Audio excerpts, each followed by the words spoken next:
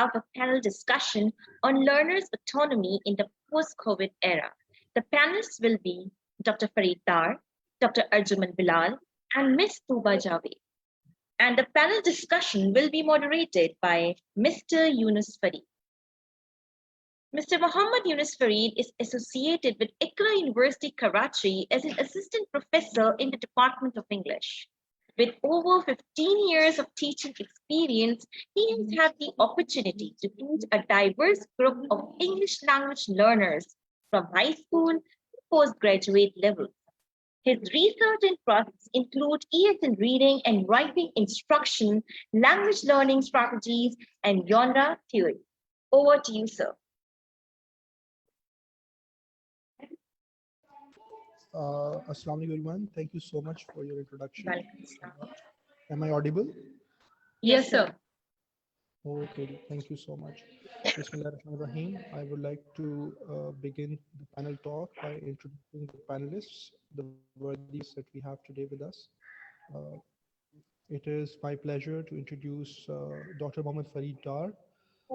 He is the Associate Professor of English Language and Director CMPB at NED University of Engineering and Technology. So, sorry for interruption. Actually, you are not clearly audible. Volume is a little bit slow. Am I audible now? Yes, now. Okay. So I would like to begin with introducing our first panelist, Dr. Mohammad Farid Dar. He is Associate Professor of English Language and Director CMPP at NED University and Engineering and Technology. He has more than 20-year teaching and research experience at postgraduate and undergraduate levels. Dr. Farid Dar has also been a trainer for HEC Faculty Development Program. He has been mentoring professionals from industry in corporate trainings. He has been invited as guest speaker at conferences, seminars, and symposia. Dr. Farid has 27 international and national research publications to his credit. Our second panelist for today is Dr. Arjuman Bilal. She is an associate professor of linguistics at Iqra University, Karachi. She holds a PhD in linguistics. She has over 15 years of work experience at national and international institutions in multiple capacities, including academia, curriculum design, management, and research. Dr. Bilal thoroughly enjoys teaching linguistics, particularly at postgraduate level, as well as conducting academic research in the fields of genre studies, language and gender, neurolinguistics, ELT, second and foreign language learning, and critical discourse studies. Our third panelist today is Ms. Saida Tuba Javed, who's an educationist and a public speaker who advocates for equity and diversity in all spheres of our intersectional life. Her research focuses on authentic leadership, women in educational leadership, intersectionality, critical policy, language, and gender.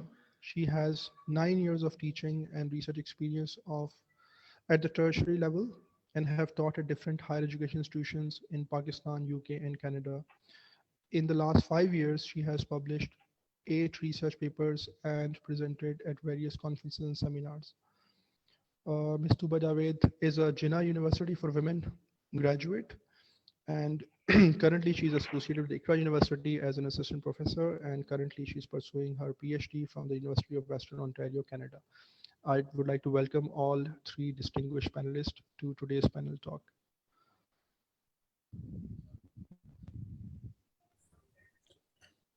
Thank you very much, Yunus. Thank you very much, Mr. Yunus Farid. My pleasure. Thank you so much. Gee, most welcome.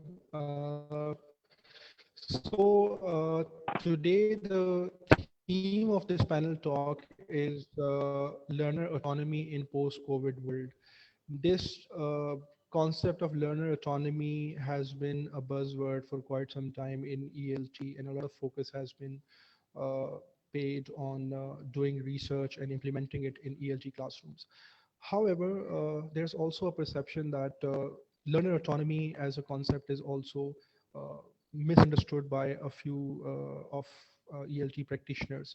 So I would like to begin by requesting our worthy panelists to define how they conceptualize learner autonomy in ELT classroom, and especially in the context of post-COVID world, which is characterized by online classes and hybrid learning as well. So I would like to invite one by one our worthy panelists to conceptualize the term learner autonomy. So I would like to begin by requesting Dr. Farid Dar Saab to present his conception of learner autonomy. Please, sir. Thank you very much, Mr. Yunus Farid. And of course, thank you very much, JUW Women University, for this opportunity. I would agree that in many cases, of course, not in all cases, but in many cases, there has been somewhat little misunderstanding of, this concept, learner's autonomy. Before we go for whether there is some misunderstanding or not, let's simply have a look at the basic role a teacher is required to play in a learner's autonomy class, right? Well, there are a few demands that this learner's autonomy puts on the teacher, right? See, the first and the most important demand is that the teacher must be a well-read person in that domain. For example, if we talk about language teaching, then the teacher must have expertise in it, right? Because usually some teachers believe that, okay, learner's autonomy would be a task is assigned to the student, and since the student is responsible for everything, so I don't need to read much about it. Whereas on the contrary, in learner's autonomy, a teacher must read far more than the learners do. Secondly, the role of a teacher in learners' autonomy approaches or methods is not passive. A teacher, in fact, a teacher has to play a number of active roles, such as, in a learner's autonomy or learner-centered class, a teacher is a facilitator who's always there, willing to help the learners. Secondly, the teacher also is a counselor, right? In case they are facing any difficulty. Teacher is also a monitor. He or she keeps a very close eye on the learner's learning. It's not just assigning the task and then forgetting about it. Next role a teacher must have is of effective decision maker, right? The teacher knows when to involve, to what extent to involve, how to guide, how to mentor. These all decisions have to be taken on time, right? Then the teacher must also be a responsible leader, right? The teacher should have leadership skills as well. And then I believe on this part, my last point, that's the teacher must conceive himself or herself as a learner, that he or she always continues learning, specifically in that particular domain or area, right? So when we say that, teachers they misunderstand sometimes, I believe in few cases, of course, not in all, obviously not in all. In few cases, a teacher must, while going for learner-centered teaching approach, he or she must be aware of this all, that it's not just like some of the teachers might be thinking that it's just, giving away a task to the learners and now it's all to the learners and whatever they do and whatever they say. Whereas there are these key responsibilities that a teacher has to play. I think that's enough for this point of discussion. I'll give further input as and when required in the remaining discussion. Thank you.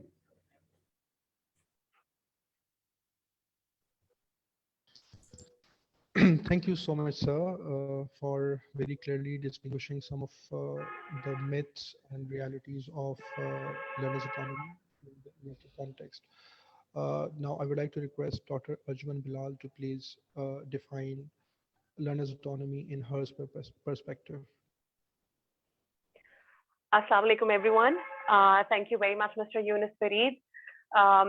First of all, I'd like to congratulate Jinnah University for Women on conducting such an amazing international conference and inviting us all over and giving us an opportunity to express ourselves and be part of such a platform.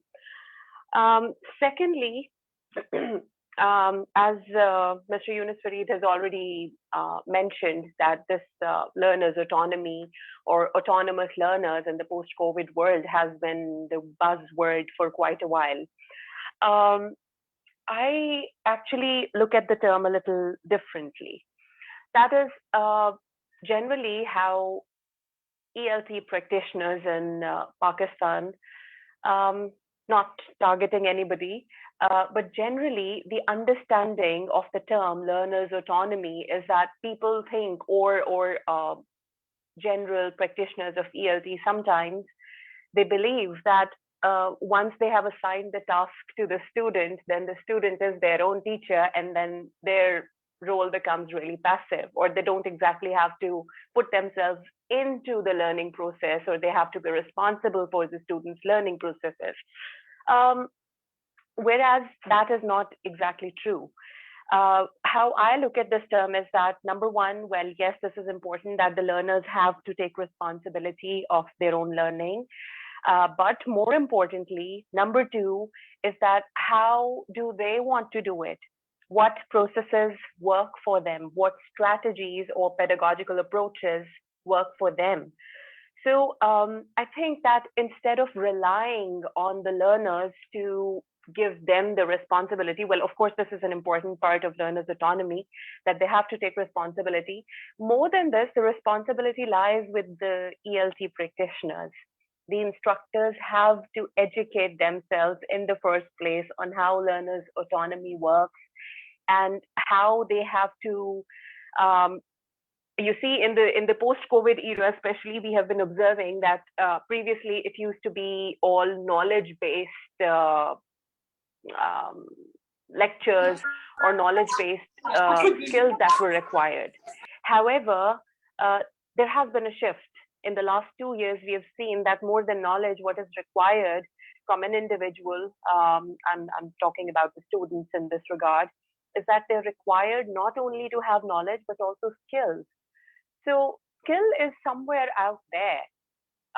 The teacher has to understand that they have to know the background that the students are coming from, what learning styles do they have, what skills do they have as learners, what technological advancement are they already equipped with, or they're not, what learning habits they have, what environments do they come from. So all this creates quite a lot of homework for the teachers before they assign this responsibility to the students, that now they're responsible for their learning. So I believe that teachers, first of all, have to understand their role in order to give the power to the student. So that's how I look at learners' autonomy. And just like Dr. Fareed has already said that teachers have to be learners, I strongly agree with that, because many times this happens that when we've been teaching for quite a while, we start to believe that, oh, we know everything. But that is not true. We have to be open to learning experiences, and autonomous learning gives us so much insight into creativity, into students' critical thinking processes, their digital literacy, their desire to learn, their communication, collaboration. There is so much that is there for teachers to learn. So I believe it's a continuous learning process, even for the teachers. So yes, that's how I look at learners' autonomy. Thank you very much, Dr. Bilal, for sharing your valuable insight. Now I would request our panelist, Ms. Saida Tuba Javed, to please share with us her conceptualization of learner's autonomy. Yeah, hello, thank you so much. I I think this learner autonomy actually reminds me of an incident when I was in my bachelor's and we went to a conference and I heard Dr. Noor Amna Malik from HEC talking about learner autonomy and giving more power to the students. And at that point of time, because I was just about, like I was in my bachelor's and I was about to enter into the teaching field, for me, it just happened to I had this idea, then what will be my role? I want to be a teacher. And what they are talking about is that I don't picture myself there.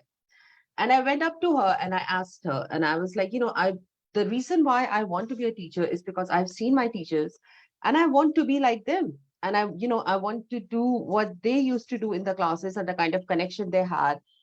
But the way that you explained, I don't see myself there because as a teacher, I'm not there. She told me that you are there. You might not picture yourself there, but you as a teacher are there because you are facilitating them, you are helping them out, you are providing them the guidance and the support that they need, but they need to learn by themselves. They need to be responsible for their own learning. And I guess that's what I learned when I studied in the UK and in Canada as well. And I realized that in Pakistan, as teachers, we have to accept that we do not want to lose control of the class. We still want to give them lectures till, I have seen teachers giving lectures at the master's and at the PhD level as well. I do agree that some topics might need some explanations or descriptions, but lecturing lecturing basically creates the idea of rote learning. You give a lecture, you give them the slides, the students, they rote learn the slides and they give their exams, and then we expect the students to be learn autonomous, for them to be autonomous, to be creative, to think out of the box, but that's not how it is going to work. And I agree with Dr. Fareed and Dr. Arjuman that we as teachers first need to change. First, we need to understand that it's not a power struggle in a class. If we are giving learners the autonomy, if we are giving the learners a chance to choose what they want to learn, how they want to learn, and develop skills, there is no power struggle. We need to share the responsibility of learning. We need to share the responsibility of being creative and give them an opportunity to learn by themselves. We need to come out of our traditional teaching methods of using slides, or maybe, as I said, I'm not against slides, but I'm against relying on the slides and, asking the students to go through the slides and then, the exam will be from there. Strategize. I believe that learn and autonomy for a teacher is more like strategizing the activities and the class in a way that the students themselves are engaged in the classes and they actually opt for all other resources and learn from there and contribute back to the class.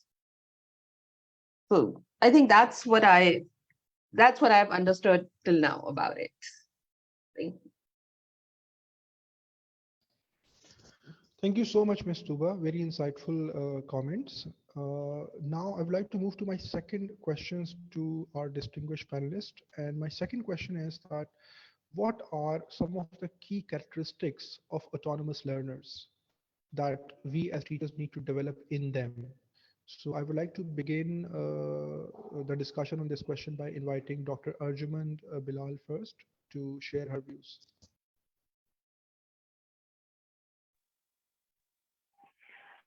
Thank you, Mr. Yunus. All right. Now, as ELT practitioners, we have to understand that there are so many types of students that are present in our classrooms. Unfortunately, as per my observation and experience of working in Pakistan, says that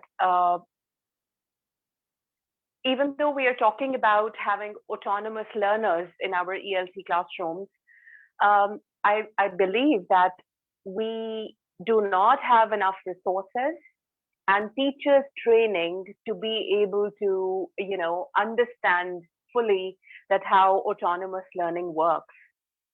So the first thing that I would like to talk about, before I move on to the characteristics or what are certain features that ESL learners have to have or some of the strengths that they must have, I think I need to, and I can't stress it enough, that teachers training is technically the paramount of learners' autonomy process. So first of all, what we need to understand is that we should have the knowledge to identify if our students are capable of being autonomous learners. So first of all, it's on us, the teachers. We need to train ourselves. We need to educate ourselves. We need to research on how autonomous learning takes place worldwide. And after educating ourselves or maybe enrolling ourselves in some programs, we can then decide that what is it that we are looking forward to having in terms of characteristics or features that our students should have. So I believe that there is a set of characteristics that I would be looking forward to once I have educated myself that how autonomous learning works in an ELT setup. There are two sets of skills that I'd be looking forward to in my ESL learners. So the first one would be thinking and learning skills. That would be the first set. And the second set would be social and emotional skills. Because I'll be elaborating on these two sets a little. Under the thinking and learning skills, there has to be creativity or creative thinking. There has to be critical thinking. They have to be literate in terms of using apps and internet or different library resources or e-resources. And then their own desire to, educate themselves. Now, this is really important, because there are times when we happen to see our students, even at university level, we see that when students come to us for functional English classes or communication skills classes, they're looking up to us as teachers to give them lectures, just like Ms. Tuba just said, that they're looking forward to us, that we would probably want to give them a lecture and we spoon feed them, hum unko lecture dein, we provide them with the worksheet and maybe some extra resources, and that's how they're going to learn. But what we forget as ELT practitioners is that we need to, on day one, we need to have this communication with our students if they are willing to learn things on them on their behalf, or they are willing to educate themselves on the things that they're willing to learn.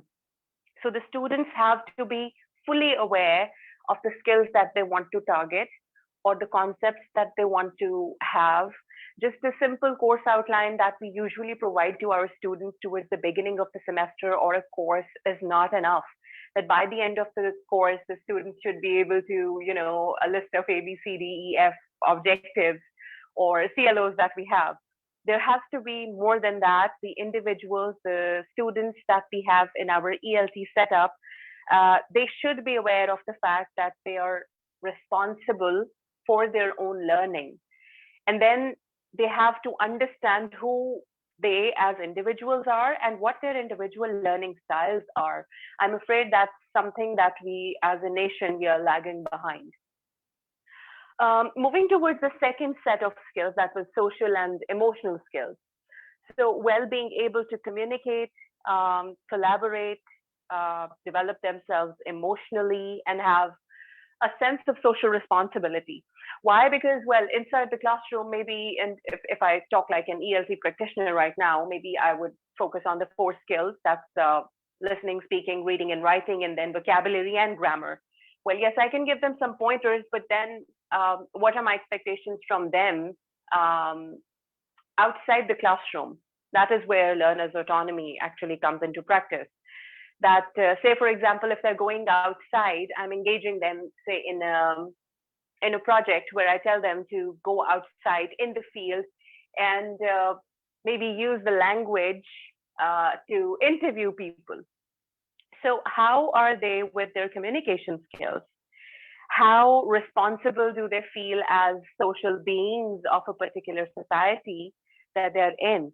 And I believe that, again, their IQ, their EQ, their digital literacy, all these combined together is what I would want my students to be aware of. But then, like I said, unfortunately, because most of our teachers are also not very well trained in taking care of learners' autonomy, I think it would be a little unfair to expect this from my students at this level. However, maybe after some training or after, a couple of workshops, my students will be able to talk about it. But in short, these are certain skills that I would be looking forward to having in my ESL learners. Over to you, Mr. Yunus. Thank you so much, Dr. Bilal. Very accurately, you have pointed out some of the key characteristics like critical thinking, social and emotional skills that need to be developed into the learners to make them autonomous. I'd like to request Dr. Farid. Welcome. I'd like to request Dr. Farid Dar to please share his views on the key characteristics of learners to make them autonomous learners. Well, thank you very much, Mr. Yunus, and the other two panelists for quite critical insight input. See, when we talk about, as the previous point, we have discussed responsibilities and role of a teacher in learner-centered class or learner autonomous class. I would say if learner does not have more role than a teacher, at least the learner has as much role as of a teacher, right? Since it revolves around the learner, right? Despite the fact that in countries and culture like we have in Pakistan, because teachers themselves did not have this experience of learners' autonomy when they were students, and most of them, right? And then, like both of the worthy panelists have mentioned that we do require teacher training in this aspect as well. But at the same time, we must keep one thing in mind, that bringing learners' autonomous class overnight in a context like Pakistan can be, I would say, even more than a disaster. Why? Because they are not prepared. Or I would say they are even less prepared than the teachers, as we have been discussing that teachers require preparation and input. Well, there are a few points that I would specifically refer that I believe a learner must have, while we say that he or she is ready for an autonomous class. See, point number one, that is that the learner is capable of taking his or her own, his or her own learning. He's capable of taking that position, taking that role, right? As already discussed, that even teachers are not ready, so what can we expect from the learners, right? So it means, I personally believe slowly and gradually we can incorporate this concept in our local context. Second, learners also need to bear the responsibility of all the decisions that they make. Since if the learner has autonomy to make the decision, then a great part of the consequences should also go to the learners. I don't say that the teacher is not responsible for that, but it wouldn't be that the autonomy is with the learner and teacher is responsible for everything. Yes, for those things that teacher should perform, he or she should be responsible for that. So learners' readiness for decision making and taking responsibility. Third thing, which is, I think, very important for a learner must have to be an autonomous learner, is he or she should be a critical thinker.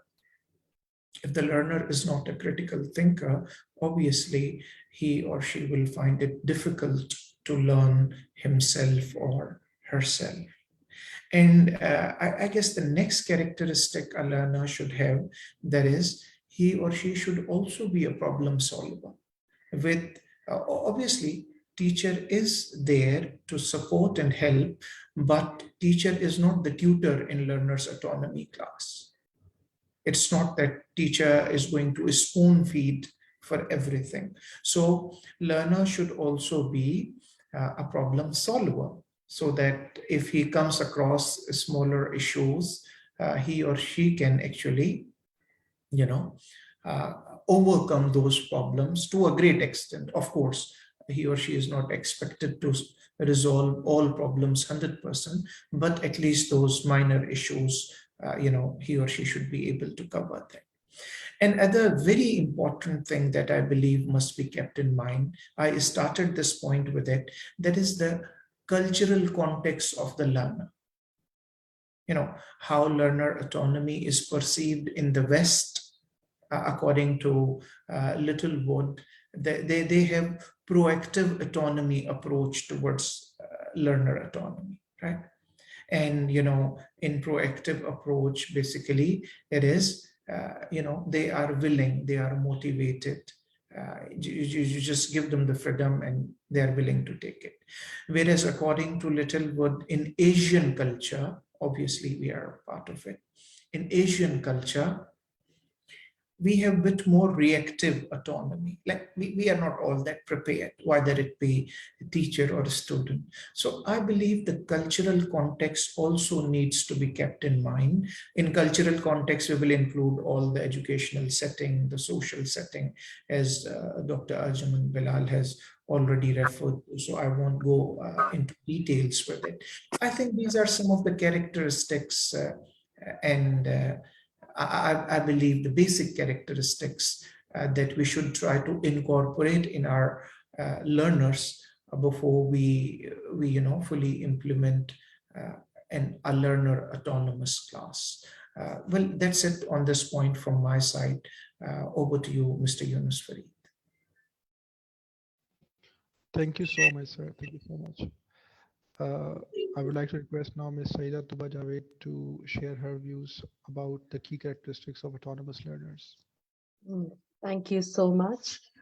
I actually agree with Dr. Faridar that things are different in the West and in the East. In the West, the students are autonomous from the very beginning, from the schools and, from the schools, colleges, universities. In Pakistan, this is not the case, and change cannot happen overnight. But we can make small changes. We can make small changes in the classes. Maybe we can, encourage the students. I think the three main qualities that a student should have is, first, the student needs to be motivated. If the student is not motivated towards learning, it does not matter whether the student is learning on their own or you are giving a lecture, the student will not learn anything new. The student would pass the course, but they would not learn anything. As ELT teachers in Pakistan, we often treat ELT as a subject. It's like a course. It's like, 4 courses in a university that they need to pass, maybe 2 or 3 courses in a school that they need to pass. And I think even at the college level, there's like 1 or 2 courses. But the fact is, ELT is a language. And you only learn language when you are motivated to learn a language and when you use a language. So when you are motivated, a student would actually go out of the box to learn about new things, to explore new things and try new things. Second, we need to ensure as teachers that we give the students the independence to be creative and the independence to show that how much they are motivated towards learning and how much they want to do. If they are independent, if they know that you have an open classroom, they would actually go and learn new things, come back and share that in the classes. They will not only be autonomous themselves, but they'll be able to help their classmates and peers to do that. So I think being motivated and independent are very important. And third is being reflective. If a student cannot reflect back to the class, so whatever that they have learned by themselves would remain in them. They will not be able to share it. They will not be able to come up and speak about it. And as teachers, as who is facilitating the class, we will not know whether what they have learned is correct or not. Like as ELT practitioners, we often give students the chance to go and talk to each other. And a lot of times we feel that if they are talking to each other, what about if they are speaking the wrong language? So they are learning the wrong language from each other. But even if they are learning the wrong language from each other, if they are reflective, if they are motivated, they will use the same kind of vocabulary structure with the facilitator as well. They will be, they'll be motivated and independent. They'll be more vocal. They'll be reflective. And when they would reflect back to the class, as facilitators, as teachers, we will be able to correct them as well. Like, as Krishan talks about, when Krishan talks about language, he gives the +1 formula that, that the difficulty level should be one above the students. In Pakistan, we do get a diverse classrooms in which the students are from different educational and geographical backgrounds. They belong to different ethnic backgrounds. They have, different educational backgrounds. So if we have more students who are motivated and independent and reflective, we can assign the same activities, but they will all do it differently and then reflect back in the class. So it will be like, a multiple type of learning in the classes. Thank you. Thank you, Mr. Yunus. Thank you so much, Ms. Tuba. Very accurately, you have pointed out some of the key characteristics of autonomous learners. Now, I'd like to move to our next question for the panelist, and that is that as we see, COVID-19 has transformed the teaching and learning landscape around the globe, and in Pakistan as well. We had a sudden shift to online learning during the COVID, and post COVID, we continue to see courses being offered online as well as on campus. And more importantly, we have switched to hybrid mode where we have at least 20 to 25% sessions during the semester online as well. So I would like to ask our worthy panelists about the importance and challenges of creating autonomous learners in the post-COVID world in the hybrid as well as the online mode. And I would like to begin by requesting Ms. Saida Tuba Javed to share her views on it. Yes, thank you so much, Mr. Yunus. I think in the post-COVID era, I can say that um, as a Pakistani university teacher, I would say that in terms of teaching, I believe COVID was kind of a blessing for us because it made us learn and move 20 years ahead. And suddenly in a fast track, we had to adopt the technology, we had to use the technology, we had to make activities that were more learner centered because we could not be online all the time. Obviously, we cannot take 3-hour classes on online. But so we had to cut short it to 1 hour maybe, and then give them other activities. So I think COVID has actually helped our learners become more autonomous. In the post-COVID era, what we need to ensure is that we don't go back. COVID in 2 years, 3 years have pushed us 20 years ahead. After COVID, this should, like, even as teachers, we need to ensure that the students are not back 15 years or 18 years. We need to ensure that now, even though COVID has forced us to embrace technology, give more authority to the students. So instead of going back, we should now move forward. We should encourage the students that even if we have in-person classes, I'm not talking about the online or the hybrid, even if we have an in-person classes, still we should provide the same kind of activities, maybe, twist it a little bit, make sure that they are appropriate for in-person, but encourage them to learn on their own. Encourage them to read, encourage them to have activities, that part should not stop, because the students are right now have accepted that, we have to learn by ourselves as well. We need to read as well. We need to do some efforts by ourselves as well.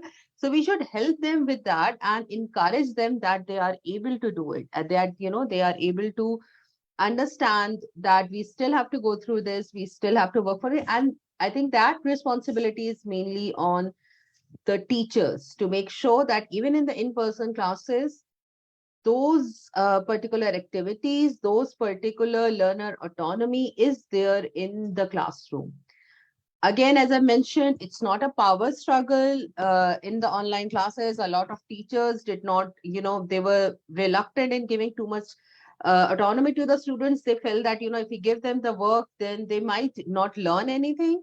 They might just do the activities. They might not learn anything. They might, they might cheat from each other.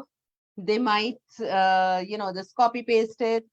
But the thing is that instead of thinking negative about our students, although I do agree that maybe 95% of the students would do that, but we should think about something positive about them as well, that at least the 5% students would do it by themselves. And even if the 95% of the students are copying it, so they would have to copy at least 15, 20, 30 times. And, even if you're copying it 20, 30 times, you will learn something because you have been repeating the same thing again and again. So I think as teachers, to motivate them, we should keep the same attitude, keep the same openness for them to be, creative, out of the box, keep them motivated, give them more activities. And if they bring something new to the class, accept it and ask them to share and be reflective. Thank you, Ms. Venus. Very appropriately and accurately, you have pointed out some of the key strategies and how COVID has been a blessing for giving autonomy to students. Thank you so much. Now I would request Dr. Farid Dar to please share his views about learners' autonomy in the post-COVID world. Well, thank you very much, Mr. Yunus. Though a great part has already been covered by Ms. Toba, I'll just take on from her point. When we say post-COVID, like at NAD, we have more than 30 postgraduate diplomas that I'm heading. We had to go for online option in COVID. And after the COVID is over, alhamdulillah now, but even now we have decided to keep it hybrid, right? There is one physical class, one online, and one recording. The idea behind is when, a video is uploaded, that is, of course, teacher recorded video, or when a book is uploaded, that gives more freedom to students to, they can watch it anytime and, they can watch it multiple times. So first step that instead of going completely online, hybrid is a better option. And this has also opened doors for international boundaries. Previously, our intake in postgraduate diplomas that also includes a postgraduate diploma in advanced English language teaching, that option was limited only to Karachi, like for physical classes. Now we have participants, complete online participants. They are joining us from all parts of the world, right? So post-COVID has opened this, and I would agree with Ms. Toba that in this context, this COVID has proven to be, a sort of opportunity for us, right? Secondly, for example, we were bound to use Zoom or Google Classroom during COVID time, but even now when it is over, it is not mandatory from our institution, but I've been practicing it personally, that for my every class, I make their Google Classroom and I upload the material there, and I post the task there so that it's more convenient for them. Right. So I would agree again with Ms. Toba that now once they have become used to of using it, now we shouldn't just let them go back. We shall take them forward so that we can take advantage of this, technology and of course, we have to go ahead with the world, right? So I think post-COVID, we can make use of technology, we can make use of audios, videos, in addition to the books and other resources to facilitate our learner. And I believe we must continue it and enhance it when and if needed. Over to you, Mr. Yunus. Thank you. Thank you so much, Dr. Saab. I would like to now request Dr. Arjuman Bilal to please share her views. Thank you, Mr. Yunus. All right, although much of what I would want to say has been covered by Dr. Fareed and Ms. Tuba already. However, there is something that I would like to add to this discussion. This is true. I very much agree that when COVID first hit us, we were all left blank, as in what to do, how to do, because it was just so sudden. In the matter of, say, a week or 10 days, we had to shut down the universities and schools, and the entire responsibility of teaching came to the teachers. And honestly, I, as a university professor, even back then, I was a little overwhelmed on how to do it. And of course, the responsibility that I felt on my shoulders was much bigger than probably what students would have, because I think most of the students went into that that informal party mode, that all right, we'll just go online, we'll attend a lecture, we'll mute ourselves, we'll just not turn on the video, maybe stay in bed, and our attendance would be masked. And also, yes, these were a few things that we did experience. But then, yes, this is also true that COVID has taught us to be more creative and be more collaborative. I believe that the healthy discussions and productive, proactive discussions that I had with my fellow ELT colleagues were much more fruitful during the COVID era as they were previous to COVID, pre-COVID or post-COVID. So yes, this is true that as practitioners, COVID has definitely added to our creativity and collaborative skills. But for students as well, it has done a great job. That is that instead of looking up to the teachers entirely for the sake of lecturing them, just like Ms. Tuba said that previously we used to have a 3 hours class where we bring in activities and, partly it would be a lecture and then discussion and maybe some activity and so on and so forth. So yes, this is true that we knew that practically it won't be possible for us to speak for 3 hours online. So instead, we came up with strategies where we give a lecture for maybe 40 minutes or 45 minutes, and then the rest, the task was distributed among the students and between them. So yes, LMS, Google, Blackboard, and so many other platforms that have been there to help us.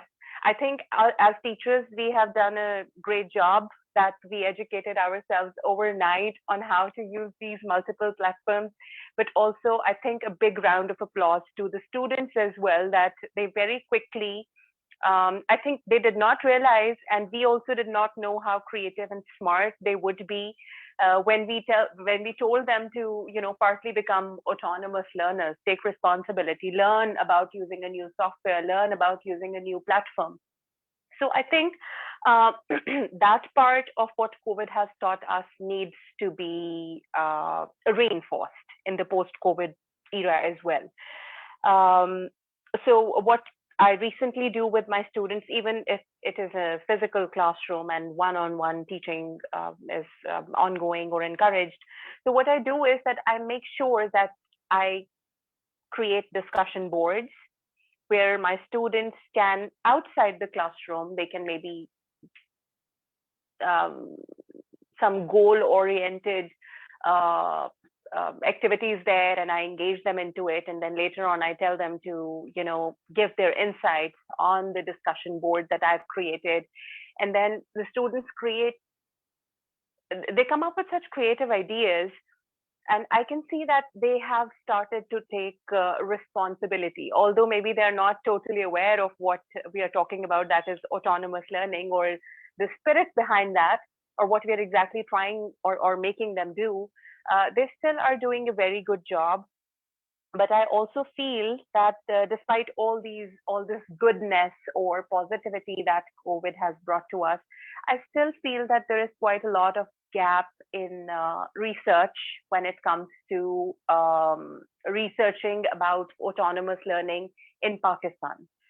So I think all of us, through this platform, I'd like to convey this message that just like we are thriving in quite a lot of fields of research, in English language teaching and linguistics and literature, I think we need to take responsibility of conducting researches that talk about or promote learners' autonomy inside the classroom, especially in the post-COVID world.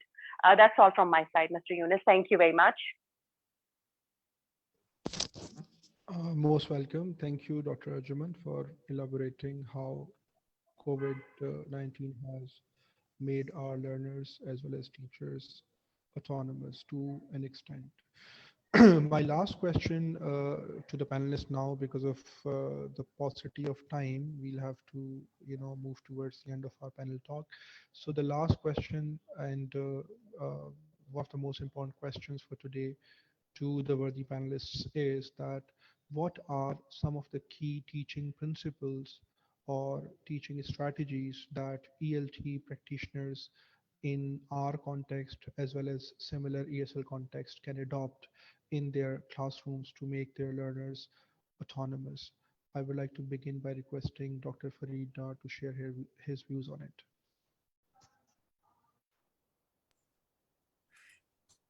Well, thanks again, Mr. Yunus.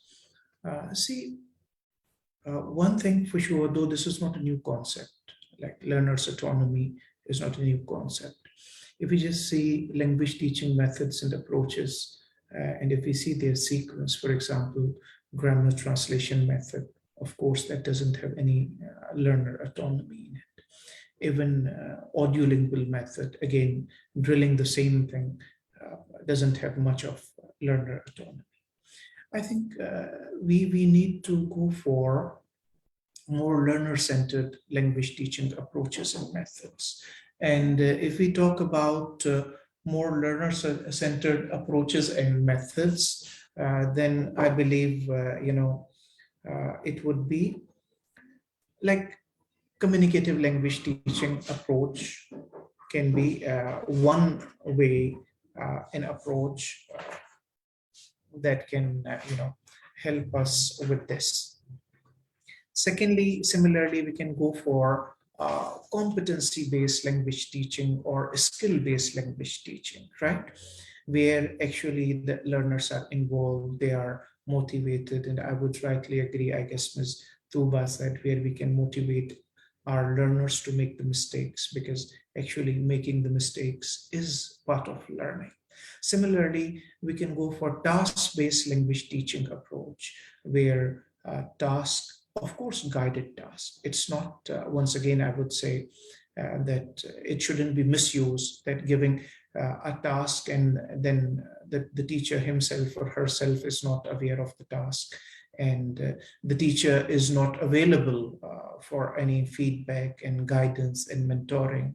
So the task, which is practical, which is doable, which is according to the level, and where teacher plays his or her all the roles of a motivator, of a guide, of a mentor, of a leader, of a time manager, and of course of a skilled professional in that particular area, will definitely help us develop our learners' language, skills and pedagogies. And I think, though there are, I would say, most of the approaches that have emerged since late 90s, they have a greater focus on learner autonomy.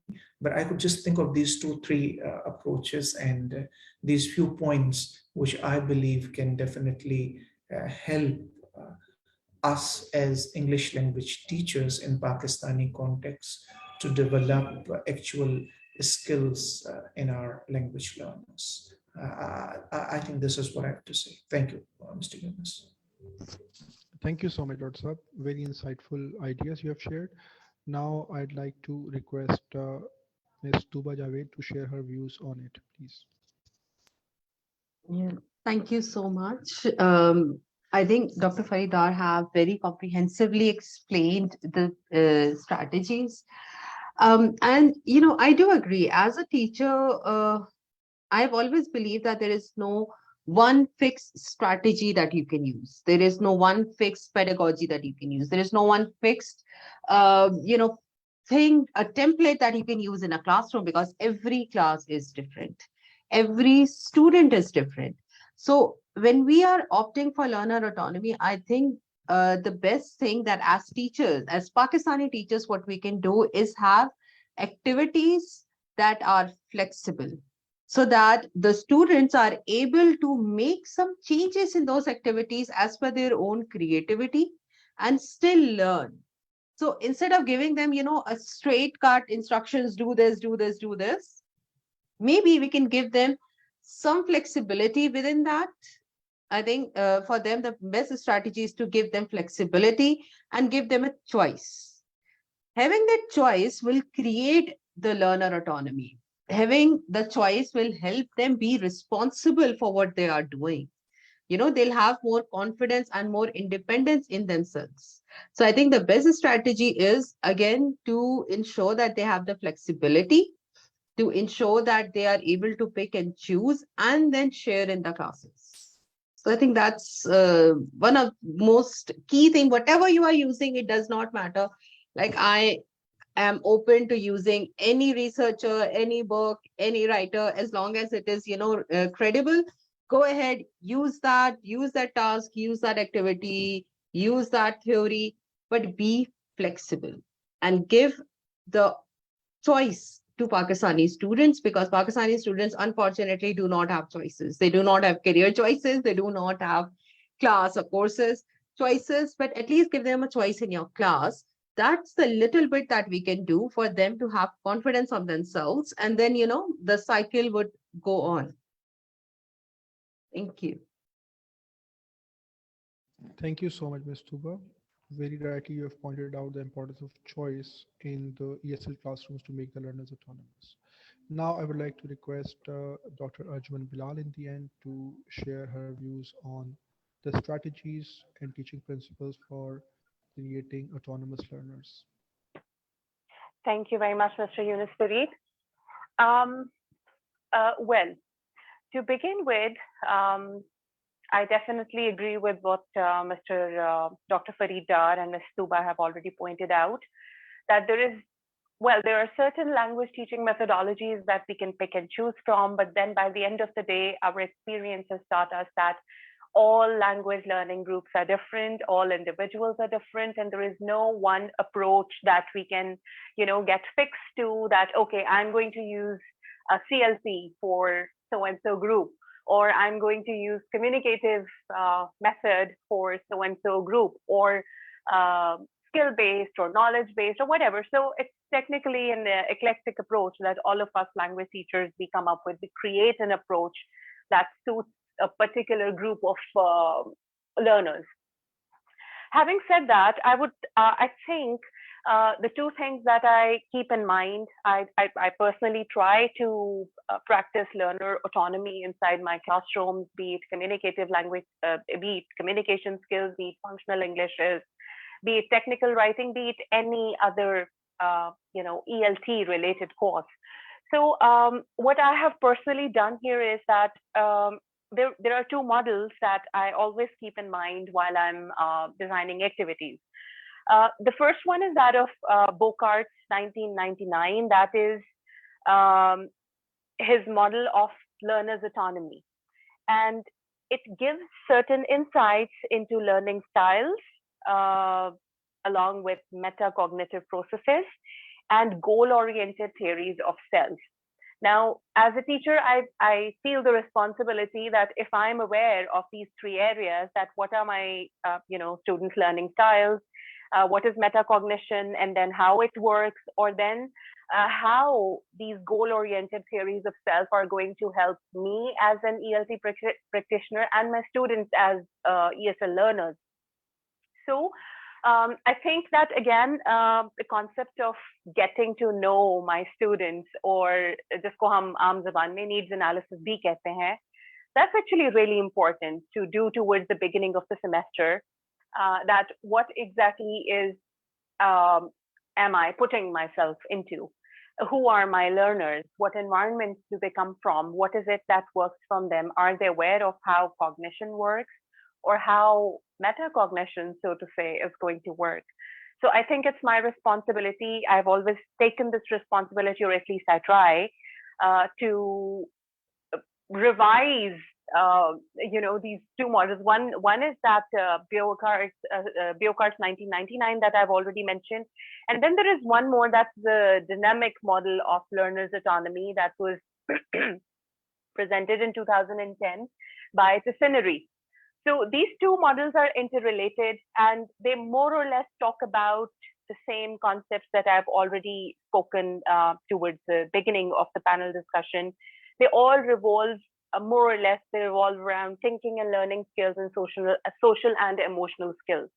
So I think if as teachers we take responsibility to design our methodologies, keeping in mind these models and educating ourselves a little more, and of course doing a needs analysis. I know it's not very convenient, given that we have so many sections to teach, and sometimes we are given with a course outline that is already pre-described or pre-prescribed, I would say, and there is not much choice that we have. But then I think that there is a lot of room for improvement. Although I see that in Pakistan, yes, this is true that we as English language instructors or the ESL world in Pakistan, it's struggling a lot. But the good thing about it is that it is struggling, and it's open to creativity, and it is open for experimentation and more research. So how about we as practitioners, we educate ourselves and then have a decent, fulfilling conversation with our students on how can they take responsibility of their learning. And of course, this is not that we are shrugging off our responsibility to the students. I think this is just making them aware of the fact that how amazing, intelligent beings they are, that they can educate themselves regardless of the fact that the teacher is not actively teaching them. They still have a lot of power, and I think as ELT practitioners, this is our responsibility to give them this enlightenment and empower them into the fact that they can still do wonders by becoming autonomous learners. That's all from my side. Thank you very much. Thank you so much, Dr. Arjuman Bilal, for comprehensively pointing out the models of learners' autonomy, which can help ELT practitioners make their learners autonomous in their classrooms. We have had a wonderfully productive, enlightening, and rich discussion on the topic of learners' autonomy from all of our worthy panelists. Dr. Farid Dar has been my teacher in my MS. I've learned a lot from him, and it was a pleasure, being on this panel discussion as a moderator with him. And Dr. Arjman Bilal and Ms. Saida Tuba Javed have been my colleagues, have interacted, benefited a lot from their experience as well. So it was a pleasure, and I would like to just in the end, just very briefly conclude this panel discussion by focusing on the 5 key points from the discussion. Although there were many useful, insightful ideas, but 5 takeaways from this panel discussion would be that as teachers, we need to understand the concept of learners' autonomy accurately for implementing it in our classrooms. So as ELT practitioners, we need to understand that creating learners' autonomy in the classroom does not mean that we put all the responsibility of the learning on students, but our own role is very important in designing learning, in the sense that we are scaffolding students learning first, and then in the end we are, when the students are completely autonomous, we withdraw our support. So as teachers, supporting our learners in the learning process is very important. Then the panelists have also pointed out that the key characteristics of autonomous learners are that they are critical thinkers, they are problem solvers, they are socially and emotionally, they have social and emotional skills, and they are able to take responsibility for their learning. So these are the skills that we need to work towards. And as panelists have pointed out, that CLT, um, task-based learning, cooperative language teaching, all these are important strategies that can be used in the classroom. But very importantly, needs analysis needs to be done in the beginning to understand what the needs of the learners are, and then accordingly we can support them. And in the end, the key takeaway, as this is a conference focusing on research and innovation in the field of ELT methods. So there's a research gap that has been identified by our panelists related to learners' autonomy in Pakistani context. So we can plan research projects where we can understand the experience of ELT practitioners, ELT learners in our context, and how they are facing challenges with developing learners' autonomy, and how we can take the voice of the students as well in creating autonomous learners in our classroom. So thank you very much, all the worthy panelists. And I'm also grateful to Ma'am Samreen Subhan for inviting me to moderate this panel discussion. Thank you so much.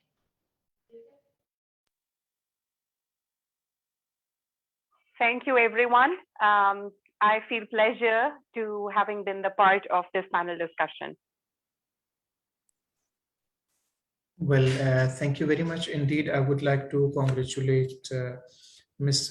Samreen Subhan, HOD English, Dr. Farida Lodi, the concerned dean, and of course the VC and the entire team for this successful conference. And I would also like to thank both of the panelists. That was a good learning experience for me as well. And I hope we, inshallah, continue learning from each other. And I would also like to thank our host, Mr. Yunus Farid. Yunus, it was nice to be with you again. Thank you.